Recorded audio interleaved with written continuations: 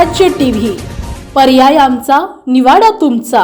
पारंपरिक रब्बी आणि उन्हाळी पिकांना फाटा देत बुलढाणा जिल्ह्यातील अनेक शेतकरी हळद पिकाकडे वळले आहेत। मात्र यावर्षी पावसाळ्यात झालेल्या अति पावसामुळे हळद उत्पादक शेतकऱ्यांना मोठा फटका बसलाय। यावर्षी मोठ्या प्रमाणात पाऊस झाला, त्यामुळे जमिनीतील ओलावा कायम राहिला आणि सूर्यप्रकाश देखील पिकांना कमी मिळाला। यामुळे हळद पिकाची मुळे अर्थात कंद सडण्याचे प्रमाण वाढल्याने उत्पन्नात मोठी घट झाली। शिवाय 9 महिन्यांचे असलेले पीक 7 ते 8 महिन्यात म्हणजेच 1 महिना आधीच काढणीला आला आहे। सध्या हळद पिकाला 14 ते 18,000 रुपये प्रति क्विंटल भाव मिळत आहे। यावर्षी खरीप हंगामातील इतर पिकांबरोबर हळद पिकाला देखील मोठा फटका बसल्याने जिल्ह्यातील हळद उत्पादक शेतकरी आता या पिकाकडे देखील पाठ फिरवण्याची शक्यता वर्तवली जाते।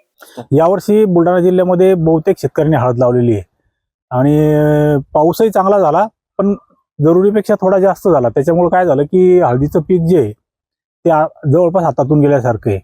म्हणजे जास्त पाऊस झाल्यामुळे जमिनीमध्ये ओल जास्त प्रमाणात आली, सूर्यप्रकाश कमी मिळाला आणि कंद सड जी आहे ती जास्त लागली। आता हे पीक तयार झालेलं आहे, म्हणजे शेवटची स्टेपवर आहे, परंतु 2 दिवसामध्ये एकदम पिवळं पडलेलं आहे। म्हणजे हिरवेपणा त्यातला जवळपास गेलेला आहे आणि हा कालावधी घटला त्याचा 1 महिन्याने जवळजवळ।